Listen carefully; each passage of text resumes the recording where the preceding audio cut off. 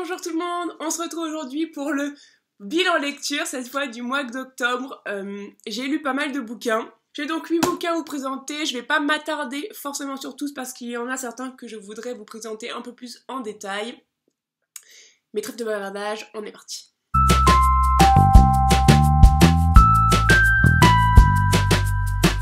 Alors, je vais commencer, je vais finir par mes coups de cœur, par mes coups de cœur, et je vais commencer par une déception. Une déception. J'ai lu La couleur du lait de Neil Leishon, bref. C'est pas... Déception, c'est un petit peu fort, je pense. Disons que je m'attendais pas à ça. Donc, dans la barre d'infos, vous trouverez le lien du C'est lundi que lisez-vous que j'avais fait sur ça, qui rassemblait le plus gros des problèmes. Donc, cette histoire raconte les aventures de Mary en 1831, qui est la 4e fille d'un couple de fermiers qui n'ont que des filles et qui en gros est handicapée. Je pense qu'elle a un pied beau, en tout cas elle doit marcher avec une canne, et qui vit un peu voilà, avec sa famille. Ça se passe. Son père est un peu violent, il considère que voilà, il aurait aimé avoir des fils et qu'il a 4 filles, et du coup bah, il faut qu'elle trime quoi, enfin il faut qu'elle bosse pour aider la famille quoi, tout simplement. Et Marie, avec sa patte folle, et ben c'est un peu un poids quoi. Et en fait, très vite, il arrive à la placer chez un prêtre dont la femme est malade, elle est très fragile, elle a le cœur fragile, et en gros, Marie va aller lui tenir compagnie. C'est rédigé à la première personne, parce qu'en fait, c'est un extrait de son journal. On apprend qu'elle a appris à écrire chez ce prêtre, et qu'elle nous raconte son histoire parce qu'elle dit voilà, je dois vous raconter mon histoire, il faut que les gens sachent la vérité. C'est très perturbant parce que c'est écrit comme si elle l'écrivait vraiment elle, donc il n'y a pas de majuscule, il n'y a pas de rien en fait, les dialogues, il n'y a pas de tiré des fois. Ça rend la lecture super difficile, moi je trouve, parce que bah, du coup, plusieurs fois je me suis demandé dans un dialogue, mais qui prononce cette phrase, enfin... Il m'a fallu du temps parfois pour comprendre qui parlait et qui disait quoi, parce que bah, du coup il n'y a pas de tiret de dialogue, tout est mélangé, c'est assez compliqué à comprendre. J'avais envie de corriger ces fautes de grammaire et de conjugaison et de tout quoi, tout le temps, ça m'énervait un petit peu. Et voilà, ça m'a un peu gâché ma lecture, je vais pas vous mentir, alors je comprends le principe de dire que voilà, ça permet de rendre plus immersif l'histoire, de se mettre vraiment dans la peau de Marie, mais moi ça m'a perturbé plus qu'autre chose et enfin voilà, ça m'a gêné. Ensuite, partie spoiler, je vous préviens. En gros, on se rend compte très vite que il va se passer des choses un peu étranges avec ce prêtre et Marie, et d'une certaine façon, j'ai pas réussi à me sentir proche d'elle malgré ce qui lui arrive, et il lui arrive pas des choses spécialement cool, mais elle met une telle distance entre ce qui se passe et comment elle nous le raconte que ça reste hyper factuel, et j'ai pas réussi à m'accrocher vraiment à son histoire, quoi, tout simplement. Donc voilà, voilà.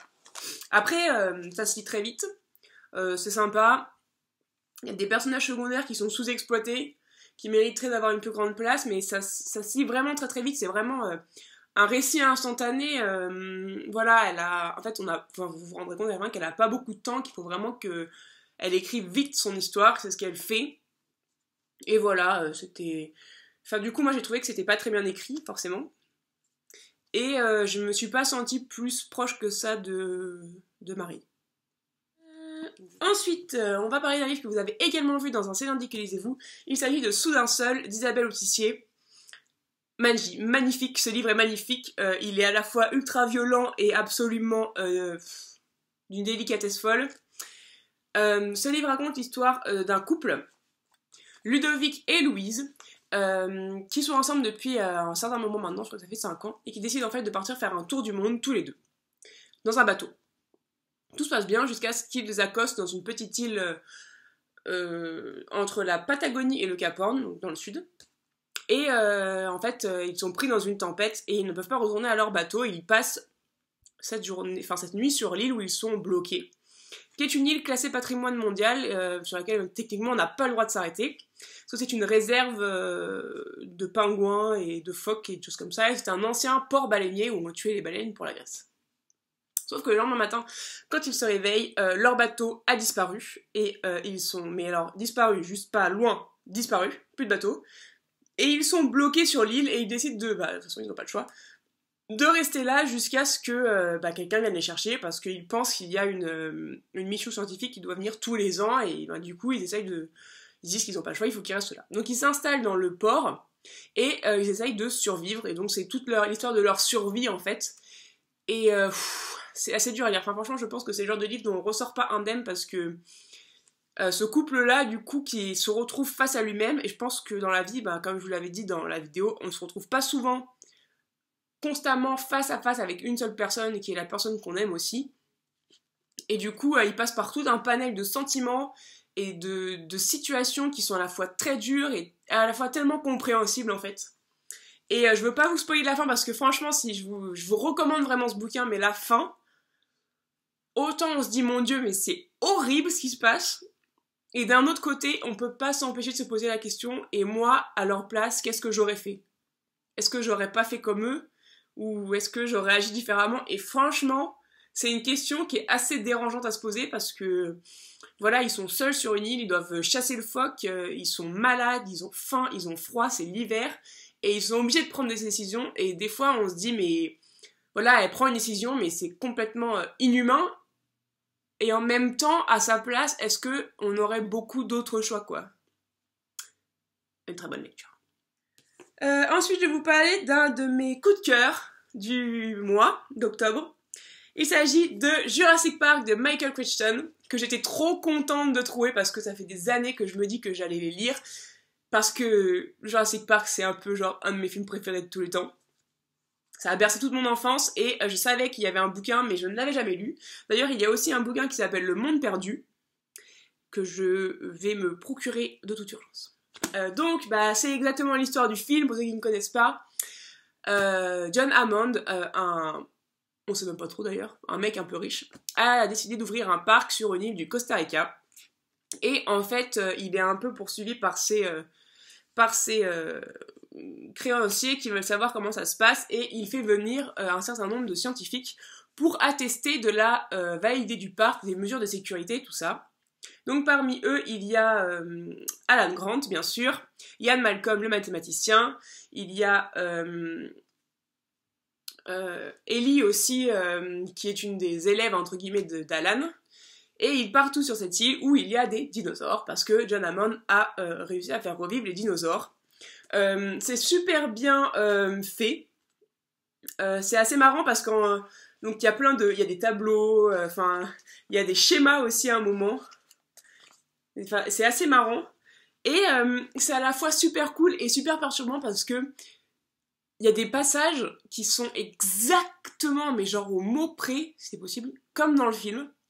Et d'autres où on se dit ah mais c'est pas comme ça dans le film, ils ont changé ça. Pourquoi ils ont fait ça quoi? Genre par exemple, si vous avez vu le film, vous savez qu'il y a comment elle s'appelle, les deux enfants, Tim et Alexis, Alex et Tim.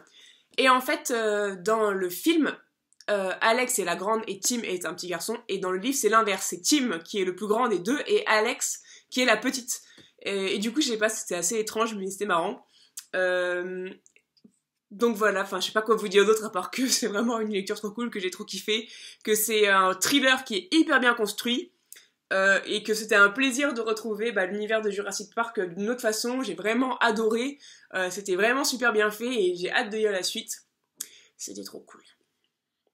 Ensuite, pour continuer dans les thrillers, je me suis fait un petit mot hider, Birdman, pour continuer dans la lignée un peu du policier, mais format glauque, genre glauquissime.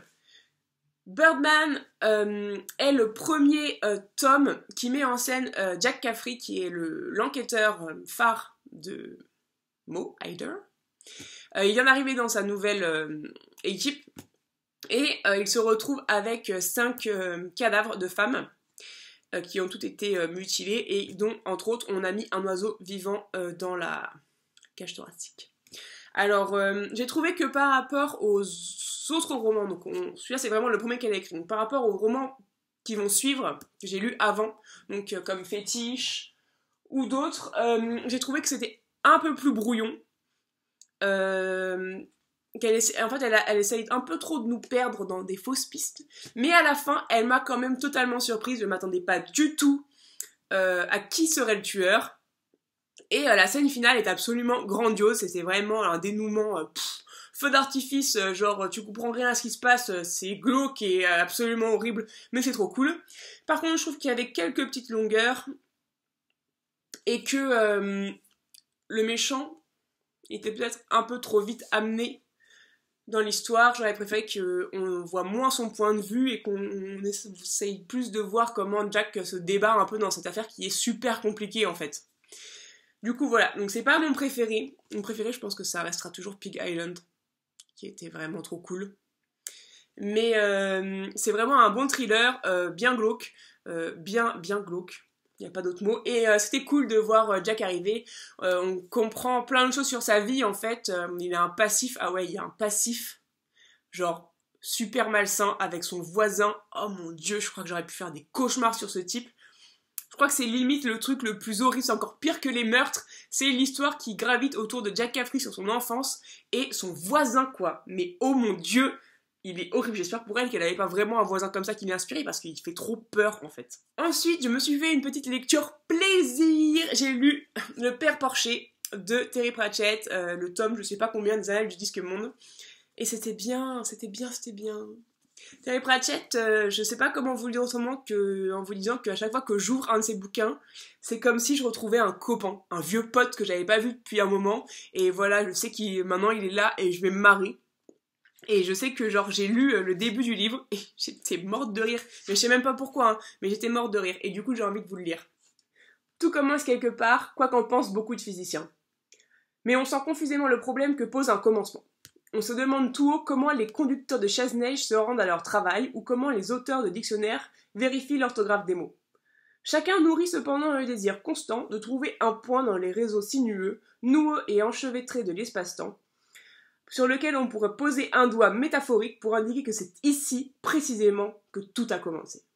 Et voilà, moi je dis ça et je me dis ça y est, je suis en train de lire Pratchett et voilà, je vais marrer pendant 500 pages, 400 pages et ça va être trop cool quoi. Donc le Père Porcher raconte l'histoire de Suzanne, qui est la petite fille de la mort, qui vient récupérer l'âme des gens quand ils sont morts, qui est gouvernante. Et tout ça se passe la nuit du Porcher, qui est en fait l'équivalent de la nuit de Noël pour nous. Et comme d'habitude, c'est une satire en fait des croyances. Enfin, une satire. C'est toute une réflexion sur les croyances, sur la nuit de Noël, sur ce qu'on va faire croire aux enfants ou pas, pour qu'ils soient sages, pour qu'ils écoutent ce qu'on leur dit, et sur la puissance des croyances et des traditions et ce genre de choses. J'ai pas trop envie de vous en dire plus parce que c'est vraiment un livre, Pratchett, c'est vraiment des livres qu'il faut lire pour comprendre. Ce serait à la fois trop compliqué à expliquer et en même temps, même si j'y passais 2 heures, et ben je vous retranscrirai pas l'essence du merveilleux que contiennent ces bouquins qui sont juste drôles et qui font du bien en fait. Voilà, c'est des bouquins qui font du bien tout simplement. Donc si vous avez envie de rire un bon coup en parlant du Père Noël et de la mort et de plein d'autres choses complètement décalées, je vous conseille Le Père Porcher, qui est vraiment trop cool. Avant-dernier bouquin, après on passera à mon coup de cœur un petit peu. Il s'agit du tome 1 de la sélection de Kiera Cass, que j'avais tellement hésité à acheter, mais en fait quand j'ai vu la couverture en vrai, j'ai fait trop joli, genre trop beau. Je vais la prendre, tant pis, c'est pas grave, je vais la prendre. Donc j'étais un peu sceptique sur le pitch, parce que ça me semblait vraiment être une littérature pour filles, et j'avoue que voilà. Très rapidement, les États-Unis se sont effondrés. Un nouveau pays a émergé qui s'appelle Iléa, qui est une monarchie. Donc il y a un roi, une reine, tout ça. Et en fait, pour assurer l'unité du royaume, tout simplement, à chaque fois qu'un héritier mâle est prêt à se marier, on lui organise en fait une sélection. Donc ça veut dire qu'on va choisir parmi toute la population 35 jeunes filles qui viendront s'affronter devant les caméras dans un grand jeu télévisé un peu à la Hunger Games pour conquérir le cœur du prince. Il faut savoir que dans ce monde monarchique donc, la population est divisée en castes graduées de 1 à 8, le 1 étant la famille royale qui sont riches et diminuant jusqu'à 8 Les 8 qui sont des sans caste, donc des gens qui, en gros, ce sont des clochards, des gens qui vivent dans la misère, qui ne peuvent pas travailler, et qui, voilà, c'est la grosse dèche, quoi. Et nous allons suivre America, qui est une jeune fille de la classe numéro 5, elle est artiste, c'est une chanteuse et une musicienne, et un peu contre toute attente, elle est choisie pour participer à la sélection. Sauf que America a un amoureux qui s'appelle Aspen. Et en fait, c'est un peu lui qui la force à participer à cette sélection. Et ils se disputent quelques semaines avant qu'elle parte pour la capitale. Et donc elle part, le cœur brisé, essayer de plus ou moins conquérir Maxon, le prince. Pour ce premier tome, ça reste très fille. Il y a des petites anecdotes, enfin, des petits passages qui m'ont vraiment fait penser à Hunger Games. Je pense qu'en fait, il y a des choses qui vont se passer. On nous donne des petits indices sur des choses qui vont se passer. Des intrigues un peu plus politiques, tout ça, mais ça reste quand même très axé sur la compétition et sur la découverte de l'univers et des jeunes filles qui participent à cette sélection. Sur America, ses amis proches, tout ça. J'ai trouvé que ça pêchait un peu à certains moments. Par contre, le personnage d'America relève le niveau, je trouve. Qu'en fait, elle a une voix, elle est pas con-con. Chaque réaction qu'elle a, je la comprends je comprends pourquoi elle fait chaque chose. Ça me semble pas débile, ça me semble pas illogique, ça me semble pas fait exprès pour faire avancer l'histoire en fait. Je pense que le point fort clairement de ce premier tome, c'est America. C'est elle qui fait tout. C'est elle qui m'a donné envie de continuer à lire l'histoire. Voilà, elle est hyper lucide sur le fait que elle est amoureuse d'un autre, qu'elle va pas l'oublier en 3 jours, et que même si Maxon est très gentil, elle a pas du tout la tête à aller draguer un autre type, quoi. Du coup, je mettrais, si je devais noter ce livre, je lui mettrais un 3,5, voire un 4 sur 5, parce que il tient ses promesses, il essaye pas de nous vendre autre chose que ce qu'il est, et il tend à amener des choses meilleures. Du coup, si vous aimez vraiment le young adulte un peu fille, ça a l'air d'être une très bonne série. J'ai acheté la suite, et je vais continuer parce que j'ai quand même envie de savoir comment America va se dépatouiller de toutes ces situations de palais, où elle s'est un peu embourbée et où je me demande comment elle va s'en sortir, quoi. Ensuite, on passe rapidement sur un livre dont je ne vais pas trop parler, il s'agit de Fangirl de Rainbow Rowell. Je ne vous en parle pas plus aujourd'hui parce qu'une vidéo spéciale sur ce livre-là va sortir, il s'agira d'une nouvelle série de vidéos que j'ai envie d'inaugurer avec ce livre-là, parce que j'ai un passif à mon tour, un peu particulier avec celui-là, et j'ai envie de vous en parler un peu plus longtemps, et comme cette vidéo fait déjà 19 minutes, je ne vais pas m'étendre. Mais j'ai lu Fangirl. Voilà, enfin. Oui, d'ailleurs, on pourrait le dire. J'ai lu Fangirl, je suis enfin arrivée au bout de ce livre, que j'avais pas pu finir la première fois, et je pense que ça mérite du coup une petite vidéo. Et enfin, j'avais envie de vous parler de mon coup de cœur ultime du mois de octobre. C'est pas vraiment une surprise parce qu'en le prenant, je savais que ça allait être le coup de cœur ultime. Il n'y avait pas d'autre choix. Il s'agit de Chasse Royale, le tome 2 des Rois du Monde de Jaworski, et je suis en amour de ce livre, genre je voudrais pouvoir le manger, dormir avec et toujours être avec. Déjà il est beau et en plus je pense que ce type est un monstre sacré, c'est un génie tout simplement.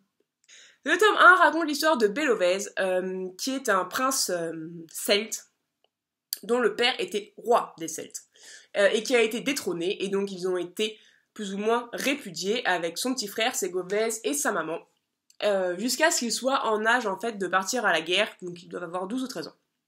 Et dans le tome 1, qui s'appelle Même pas mort, on suit donc l'enfance de Belovez et Ségovez, jusqu'à ce que Belovez parte à la guerre et que en fait ils se prennent une lance dans la poitrine. Et en fait à ce moment-là on lui dit, enfin vu l'état de sa blessure, il ne survivra pas, du coup achevons-le tout de suite. Et l'homme lige du nouveau roi, lui enfonce encore plus la lance dans le cœur et lui transperce le corps. Sauf que Belovez ne meurt pas. Il n'est donc même pas mort, et il est frappé de tabous et d'interdits, et il doit trouver en fait s'il est vivant ou mort, et en accomplissant une quête un peu initiatique, en allant chercher des espèces de... c'est comme des parcs un peu qui peuvent prédire l'avenir, enfin qui sont un peu sorcières. Ça c'est ce qu'il fait dans le premier tome. À la fin du 1, donc il revient voir son oncle, qui est devenu roi, pour lui dire que ça y est, il a fait lever son tabou, il a le droit de rester dans le monde des vivants, et on le retrouve du coup quelques années plus tard, il a fait sa vie, il s'est marié, patati, patata. Et une grande fête est organisée pour la nouvelle année.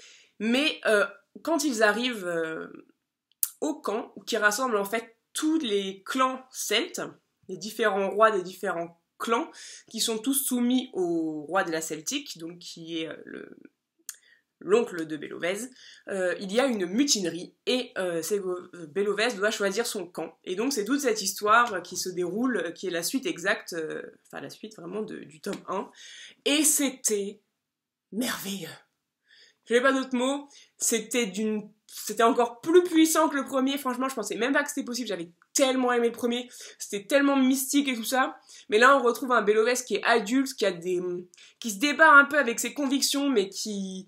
En fait, il me fait un peu penser à Ulysse, genre dans le genre hyper malin, hyper futé, rusé quoi, vraiment rusé, mais en même temps avec un sens de l'honneur et de la loyauté qui est infaillible, même s'il se trompe du début à la fin, voilà, il suit sa conviction. Je l'adorais déjà tellement avant, mais maintenant je suis encore plus amoureuse de lui, Bellovez, il est trop bien quoi. Et j'ai adoré, au-delà de l'adoration de ce bouquin, j'ai tellement hâte d'avoir le dernier tome, j'en peux plus, c'est trop cool, c'est bien écrit, franchement je crois que Jean-Philippe Javorski a un des styles les plus fluides, les plus imagés et les plus purs que j'ai vus, alors qu'il utilise des mots hyper chelous, parce que du coup il les fait parler, je sais pas, à l'ancienne, il utilise des expressions mais tellement bizarres, enfin genre tellement... ancienne, éculée quoi, mais ça paraît tellement logique, normal et absolument parfait de les lire, écrire, parler de cette façon, que c'est un tour de force assez fou quoi, parce qu'à la fin, on fait même plus gaffe à toutes ces expressions bizarres, ça dure 2 pages, après on dit mais ouais non mais tranquille, moi je parle comme les Celtes du 5e siècle, normal, pas de problème. Du coup, si jamais vous n'étiez pas convaincu et que vous n'aviez pas envie de commencer cette série, je vous en supplie, commencez là, c'est un des meilleurs livres de fantasy médiévale que j'ai lu depuis super longtemps, c'est un bijou, ce type est un génie et je suis en adoration devant lui. Voilà, c'est tout pour moi, j'espère que ce petit bilan lecture vous a plu, j'espère que vous avez pu voir des choses intéressantes dans ce book haul, il y a vraiment de tout, il y a du contemporain, il y a du thriller, il y a de la SF, il y a du fantastique, il y a trop de choses, c'est trop bien. Il y a de la dystopie, il y a du fangirling, il y a du baroque, un peu grotesque avec Pratchett, il y a vraiment beaucoup de choses. C'était vraiment un mois super pour moi, en octobre, en lecture en tout cas, j'ai vraiment passé un super mois, hein, plein de choses différentes. Je vais vous laisser parce que ça fait déjà un moment qu'on est là, n'hésitez pas à me dire ce que vous en avez pensé, si vous avez déjà lu certains de ces livres, si la vidéo vous a plu, ça se passe en bas dans les commentaires, vous savez comment ça marche. N'hésitez pas à me mettre un petit pouce vers le haut si vous aussi vous avez hâte de voir quelle sera la nouvelle catégorie que je vous prépare pour bientôt. Moi, j'ai hâte. N'hésitez pas à partager cette vidéo, à vous abonner si jamais ça ne s'est pas déjà fait, parce qu'il faut partager la bonne parole de la lecture dans le monde entier. Sur ce, moi je vous dis à très vite pour la prochaine vidéo. Je vous embrasse très fort, je vous souhaite de très belles lectures et une très bonne semaine. Ciao!